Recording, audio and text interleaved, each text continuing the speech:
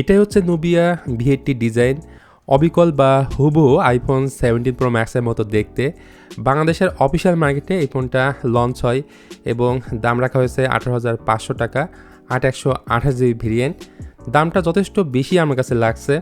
তারপরেও এই ফোনটার জন্য অনেকেই ওয়েট করছিলেন যে এই ফোনটা দেশের বাজারে আসবে কবে। তাদের সে চাহিদা পূরণ করতেই নুবিয়া ঠিকই নিয়ে আসছে। এখন এই ফোনটার কী কী ভালো দিক, কোথায় কোথায় কমতি আছে, আপনি এই ফোনটা কিনলে ঠকবেন নাকি জিতবেন, সেটাই আমরা আজকের ভিডিওতে খুঁজে দেখব। ফ্ল্যাগশিপ ফোনের ডিজাইন থেকে নুবিয়া V80 ডিজাইনটা কোনো অংশেই কম না, যদিও এই ধরনের ডিজাইন প্যাটার্ন ইদানিং অনেক স্মার্টফোনে আমরা দেখতে পাচ্ছি। বিশেষ করে এর ক্যামেরা বাম্পের ডিজাইন আইফোন 17 প্রো ম্যাক্সের সাথেই মিলে যায়। আর এটা কিন্তু ইউনিবডি ডিজাইন, যেটা নর্মালি ফ্ল্যাগশিপ ফোনে দেখা যায়। বাংলাদেশে এটা দুইটা কালার ভেরিয়েন্টে পাওয়া যাচ্ছে, একটা হচ্ছে মিডনাইট ব্ল্যাক এবং অন্যটি পেল অ্যাম্বার।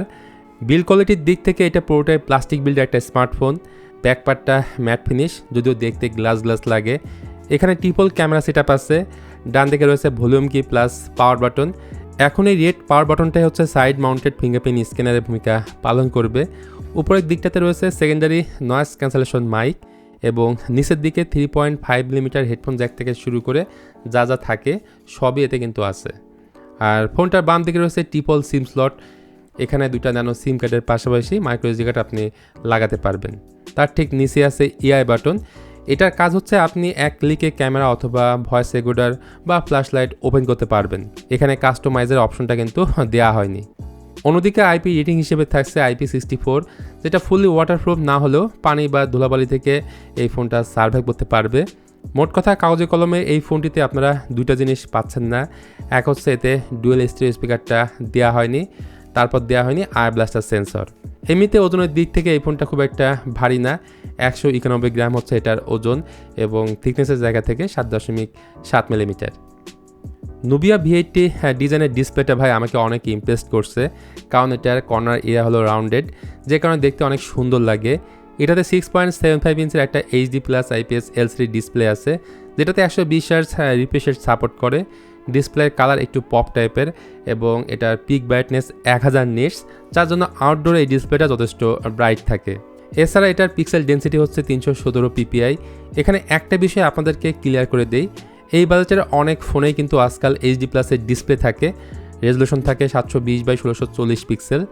বাট নুবিয়া V80 ডিজাইনের ডিসপ্লে HD+ হলেও এটার রেজলিউশন হচ্ছে 900x1940 পিক্সেল, যার জন্য শার্পনেসের ঘাটতি আপনারা কম ফিল করবেন।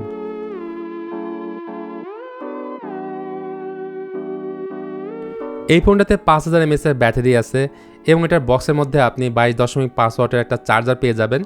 সেই সঙ্গে 10 watt reverse plus paper charging এই ফোনটা সাপোর্ট নেবে।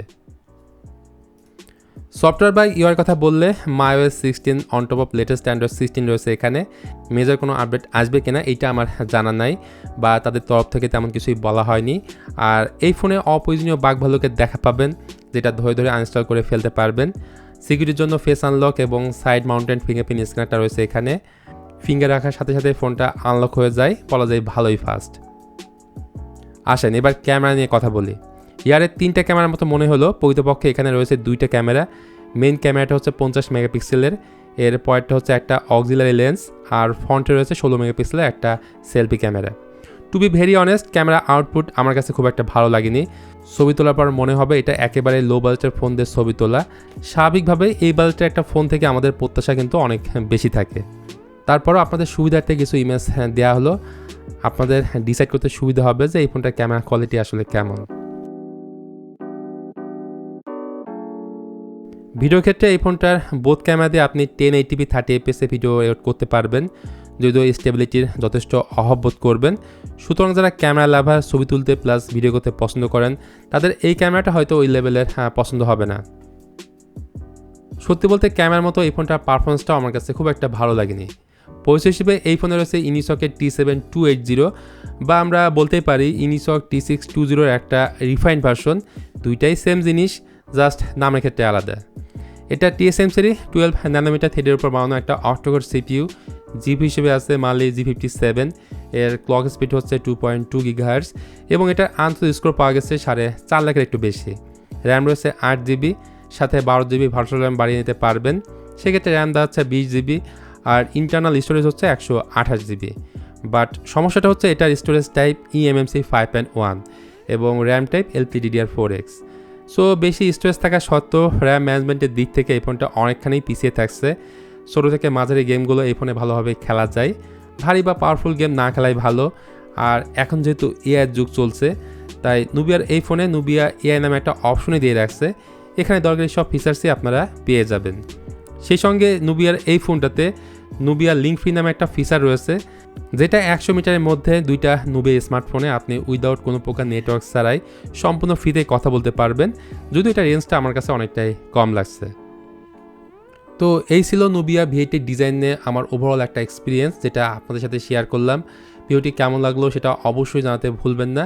আজকে ভিডিওটা এ পর্যন্তই। সবাই ভালো থাকবেন, দেখা হয়ে যাবে অন্য কোনো টপিকস নিয়ে খুব তাড়াতাড়ি।